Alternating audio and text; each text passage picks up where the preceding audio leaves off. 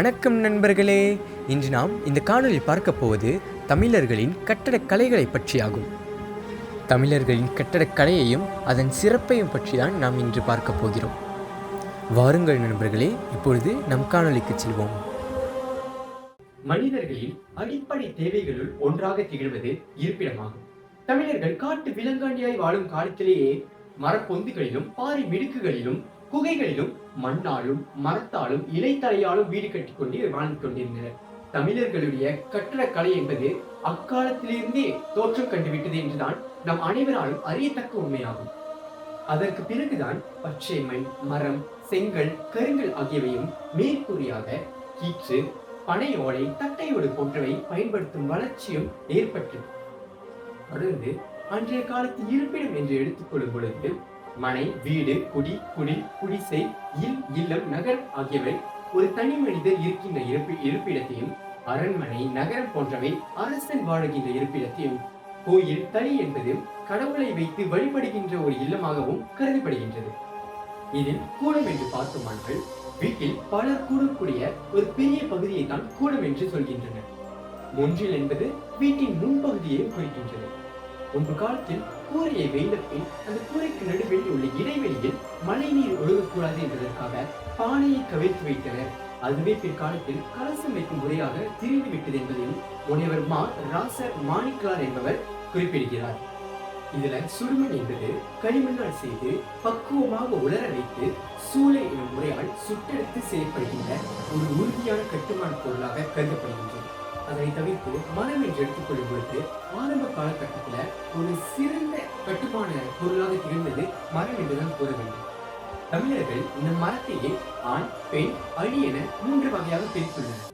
இவற்றில் வீட்டின் வாசற்கால், பலகனி, தூண்கள் ஆகியவை செய்வதற்கு ஆண் மரங்களையும், உத்திரம், விட்டம், வளை, தாங்கிக்கட்டை, தாழ்வாரம் ஆகியவற்றிற்கு பெண் மரங்களையும், சிறுவிட்டம், சட்டம், வேலி, கைகள் என்றவற்றிற்கு அழி என்ற மரங்களையும் பயன்படுத்தி கட்டுமானத்திற்காக பயன்படுத்தியிருக்கின்றன என்பது அறியத்தக்கது. இவையெல்லாம் அரண்மனை, செல்வர் மாளிகைகள், கோவில்கள், அவை சார்ந்த கட்டிடங்களுக்காக சொல்லப்பட்டவையாக கருதப்படுகின்றது. இந்த சுதை என்பது பல நூற்றாண்டுகளுக்கு முன்பதாகவே வழக்கில் இருந்து அதற்கு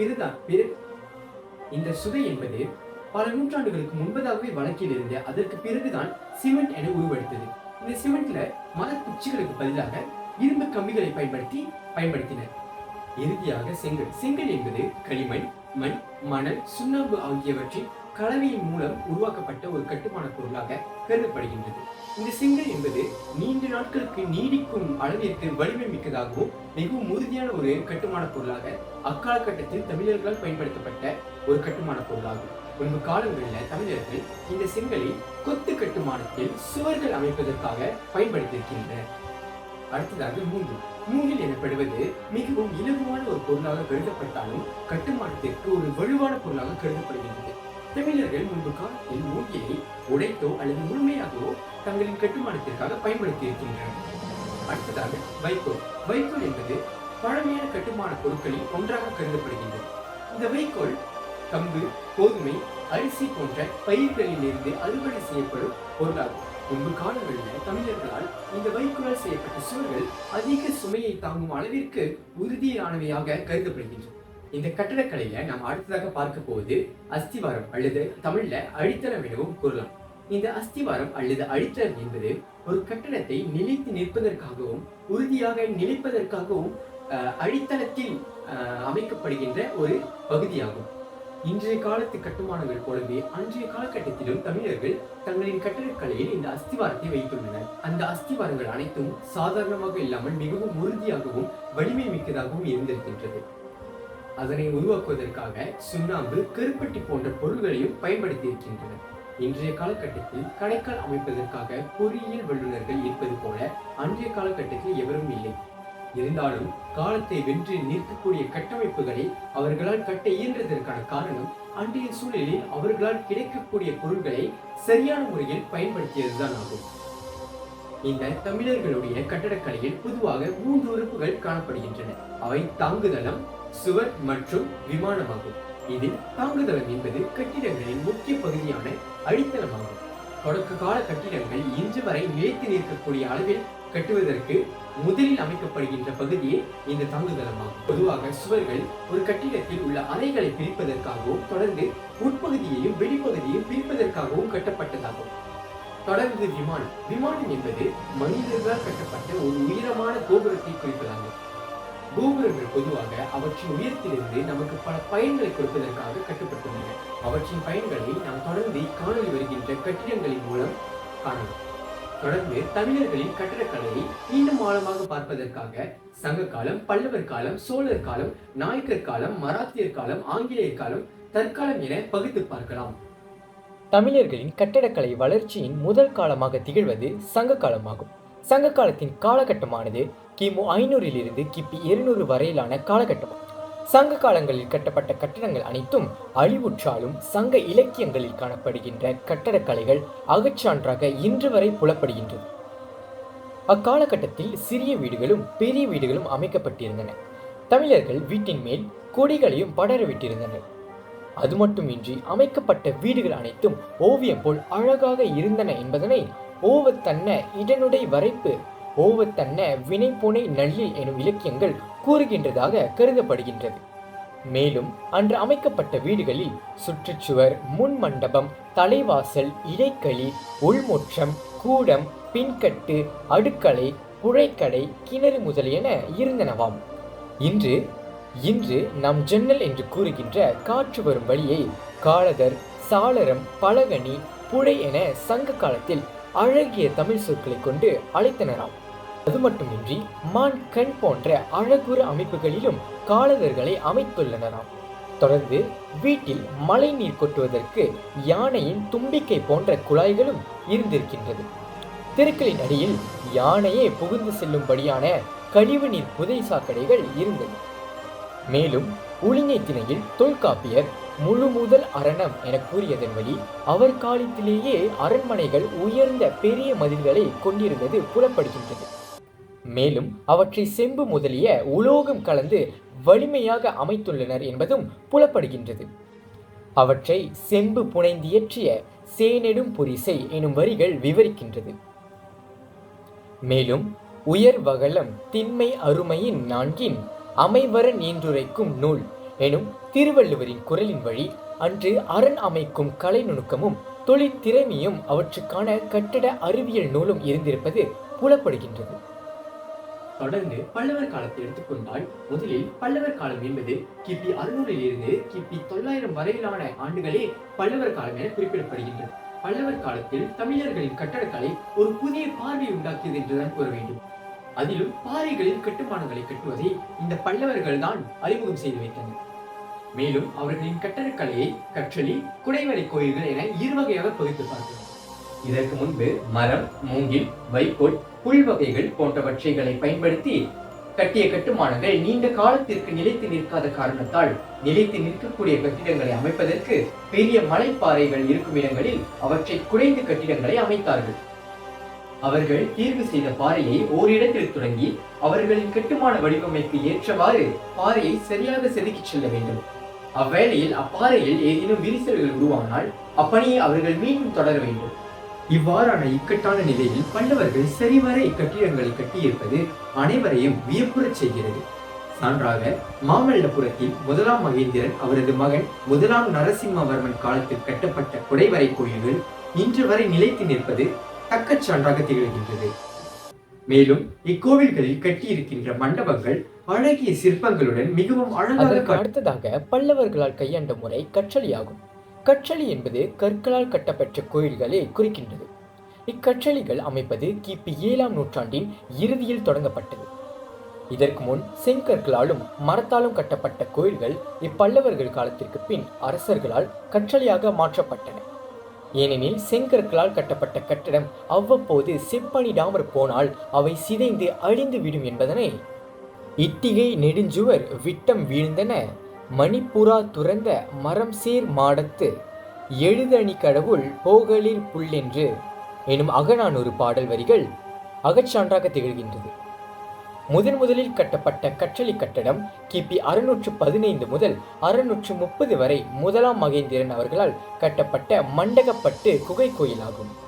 அக்காலகட்டத்தில் எந்த ஒரு கருவிகளையும் பயன்படுத்தாமல் வெறும் கற்களை செதுக்கி விசித்திர சித்தன் எனும் அரசன் பிரம்மா, சிவன், விஷ்ணு ஆகிய கடவுளுக்கு கட்டப்பட்ட கோவில் இதுவே ஆகும். மேலும் இவர் பல்லாவரம், வல்லம், மாமண்டூர், திருச்சிராப்பள்ளி ஆகிய ஊர்களிலும் இது போன்ற குகை கோயில்களை அமைத்துள்ளார் என்பது அறியத்தக்கது. இப்பல்லவர் காலத்து கட்டடக்கலைகளின் அகச்சான்றுகளை பார்த்தோமானால் பல்லவர் காலத்தில் இடம்பெற்றுள்ள பாடல்களில் இருக்கின்ற கோயில்களின் எண்ணிக்கை ஏறத்தாழ 500 என குறிப்பிடப்படுகின்றது. அதில் கோச்செங்கனான் என்பவர் சிவபெருமானுக்கு மட்டுமே 70 கோயில்கள் கட்டியிருப்பதாக திருமங்கை ஆழ்வாரின் இருக்கிலங்கு திருமொழிவாய் எனிடோல் ஈசர்க்கு 7 மாடம் 70 செய்துலக மாண்ட திருக்குலத்து வளச்சோழன் எனும் வரிகள் விவரிக்கின்றது. தொடர்ந்து சோழர் காலத்து கட்டிடக்கலையாகும். சோழர் காலம் என்பது கிபி 980 முதல் 1150 வரையிலான காலகட்டத்தை குறிக்கின்றது. சோழர் கால சோழர்கள் பல புதிய கோயில்களை எழுப்பியதோடு மட்டுமல்லாமல் பழைய செங்கற்களால் ஆன கோயில்களையும் கற்றளியாக உருமாற்றம் செய்தனர். பல்லவர்கள் வளர்த்த கலையை மேலோங்கச் செய்வதற்காக கோபுரங்களை உயரமாக்கினர். மேலும் முன் மண்டபத்தை பெரிதாக்கி 16 கால் மண்டபம், 100 கால் மண்டபம் என விரிவாக்கம் செய்தனர். இச்சோழர் காலத்தில்தான் கல்லூரிகளும் மடங்களும் கோயில்களும் இடம்பெற்றன. கோயில்கள் கலை வளர்க்கும் கழகமாகவும் குமுகாய கூடமாகவும் இடம்பெற்றது.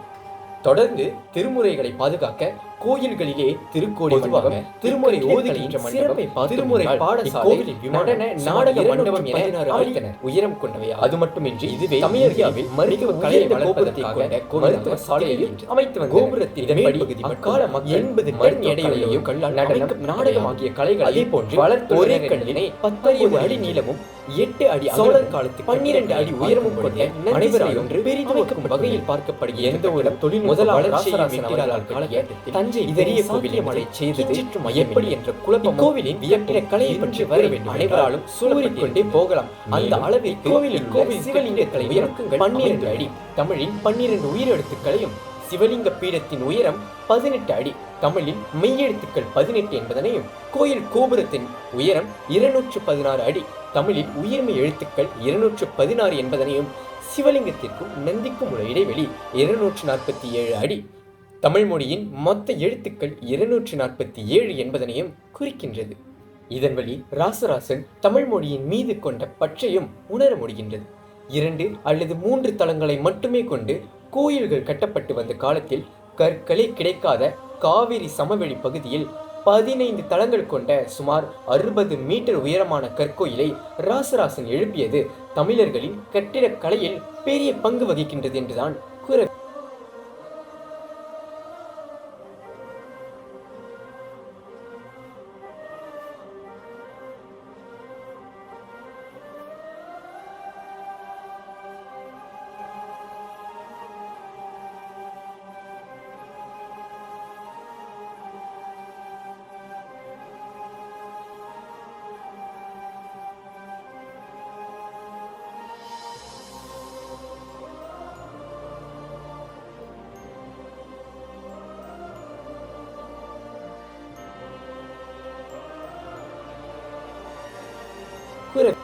சோழர் காலத்தை தொடர்ந்து நாயக்கர் கால கட்டடக்கலையாகும்.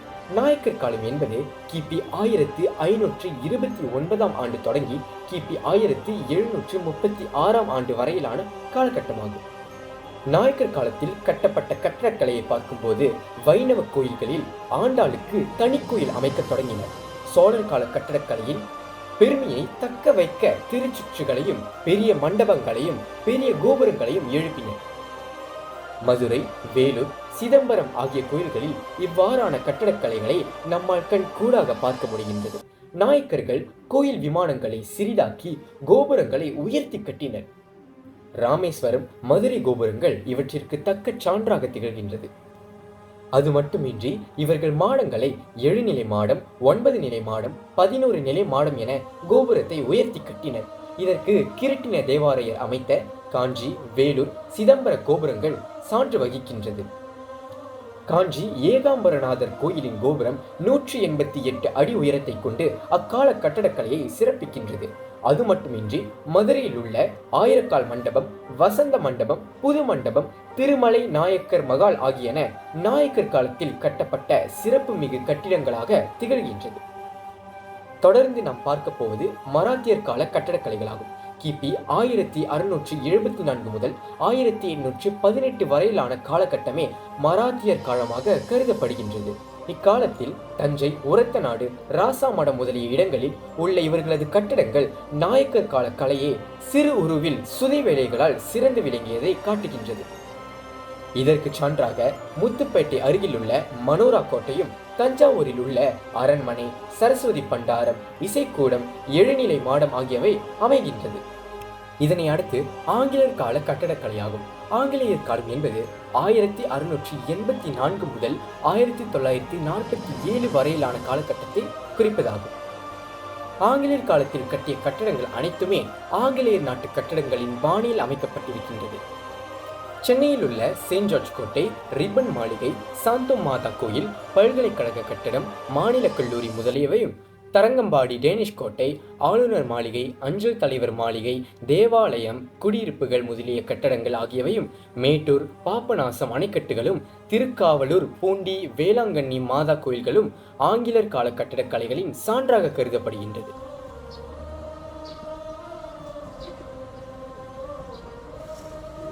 தொடர்ந்து இதுபோன்று தமிழர்களின் தற்கால கட்டிடக்கலைகளை பற்றி பார்க்கிறோம். ஆங்கிலேயர்களின் ஆட்சிக்கு பிறகு இருந்து இக்காலம் வரை தமிழர்களின் கட்டிடக்கலையானது அதீத வளர்ச்சியை அடைந்திருக்கின்றது என்பதில் கிஞ்சிற்றும் மையமில்லை. இக்கால கலைத்திறனும் அறிவியல் புதுமைகளும் கலந்த கட்டடங்கள் எண்ணற்றன. இன்றைய காலகட்டத்தில் பல நனிச்சிறந்த பொறியாளர்களின் எண்ணிக்கையும் கட்டிடக்கலைக்கு ஏற்ப நவீன கருவிகளும் தொழில்நுட்பங்களும் அதிகரித்து கட்டிடக்கலையை எளிமைப்படுத்தி இருக்கிறது. பல ஆண்டுகளாக கட்டி முடிந்த கட்டிடக்கலை சென்று இன்று சில மாதங்களிலே கட்டிடங்களை எளிமைப்படுத்தி எளிதாக கட்டிவிடுகின்றனர். இருந்தும் முன்பு காலகட்டத்தில் எந்த ஒரு நவீன கருவிகளும் இல்லாமல் தொழில்நுட்ப வளர்ச்சிகளும் இல்லாத காலகட்டத்தில் பழந்தமிழர்களின் கட்டிடக்கலையே இன்றளவும் நிலைத்து நின்று சிறந்து விளங்குகின்றது.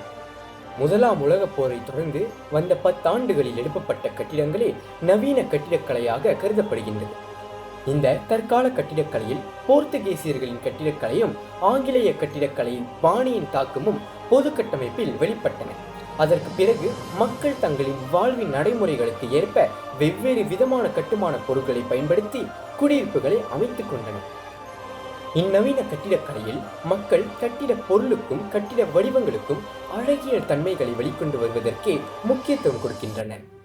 இன்றைய தொழில்நுட்பத்தின் அதீத வளர்ச்சியினால் பல வருடங்களாக கட்டமைப்புகளை கட்டுவது சென்று இன்று சில வாரங்களிலே வீடுகளையும் கட்டிடங்களையும் உருவாக்குகின்றனர். அதற்கு சான்றாக ப்ரீ ஃபேப்ரிகேட்டட் எனும் உத்திமுறையின் மூலம் வாரங்களிலே கட்டுமானங்களையும் வீடுகளையும் அழகாகவும் எளிமையாகவும் உருவாக்குகின்ற அளவிற்கு தொழில்நுட்பம் வளர்ச்சி கண்டிருக்கின்றது. சரி, அடுத்ததாக நாம் தமிழர்களின் பிற கட்டடக்கலைகளையும் அதன் சிறப்புகளையும் பற்றி பார்ப்போம். இதற்கு முன் நாம் பார்த்த கோயில்கள், அரண்மனைகள் போலவே கோட்டை பாதுகாப்புக்கான உறுப்புகளையும் தமிழர்கள் சிறப்பாக கட்டியிருந்தனர். கோட்டை மதில்களையும் பாதுகாப்புக்கான அகழிகளையும் அமைப்பதில் தமிழர்கள் மிக மிக உயர்திறன் கொண்டிருப்பது குறிப்பிடத்தக்கது. கோட்டை மதில்களில் பாதுகாப்புக்கான பல்வேறு வகை விசைக்கருவிகளும் பொறிகளும் பொருத்தப்பட்டிருக்கின்றன.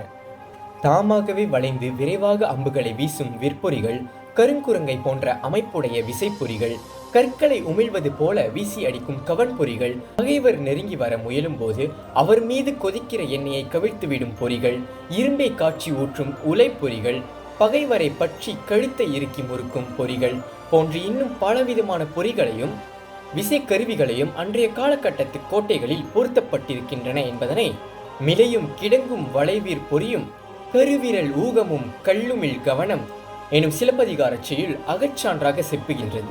தொடர்ந்து நாம் பார்க்க போவது அகழ்வாராய்ச்சியின் வழி கிடைக்கப்பெற்ற தமிழர்களின் கட்டடக்கலைகளாகும். அகழ்வாராய்ச்சிகளிலே தமிழர்களின் பல புதைப்பொருள்களை தோண்டி எடுக்கப்பட்ட சிறப்புமிக்க அகழ்வாராய்வு என்றால் அது கீழடி அகழ்வாராய்ச்சி தான். இவ்வகழ்வாராய்ச்சி சிவகங்கை மாவட்டத்தில் அமைந்துள்ள கீழடி எனும் கிராமத்தில் நடத்தப்பட்டு தமிழகத்தில் நடத்தப்பட்ட அகழ்வாராய்வுகளிலே மிக பெரிய அகழ்வாராய்ச்சியாக கருதப்படுகின்றது. இந்த அகழ்வாராய்ச்சியில் சுடுமண் குழாய் மூலம் உருவாக்கப்பட்ட கழிவுநீர் கால்வாய் வசதியுடன் கட்டடங்கள் அமைக்கப்பட்டிருப்பது கண்டறியப்பட்டுள்ளது. அது மட்டுமின்றி இவ்விடத்தில் பழங்கால சுடுமண் உரை கிணறுகளும் கண்டறியப்பட்டுள்ளன. இக்கிணறுகளே பட்டினப்பாலை கூறும் உரை கிணற்று புறச்சேரி என்ற வரிகளுக்கு சான்று வகிக்கின்றது. இதன் வழி தமிழர்கள் ஆற்றங்கரைகளில் இருந்தும் குளக்கரைகளில் இருந்தும் உறைக்கிணறுகள் அமைத்து நீர் எடுக்கும் முறை தமிழர்களின் வழக்கமாக இருந்தது அறிய முடிகின்றது.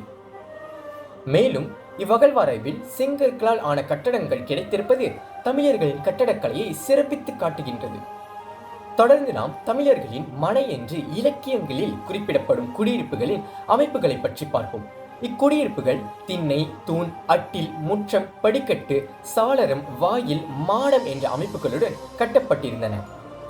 இவற்றில் முன்றில் என்பது வீட்டின் முன் பகுதியை குறிப்பதாகும். இலக்கியங்களில் முன்றில் என்பது வீட்டின் முன் அமைப்பில் உள்ள பயனுள்ள திறந்த வெளியிடமாக இருந்ததை சுட்டி காட்டுகின்றது. இவ்வமைப்பு செடி கொடிகள் வளர்ந்து பந்தல் போல இருப்பதனால் உறங்கி ஓய்வெடுப்பதற்குரிய இடமாக இருந்துள்ளது.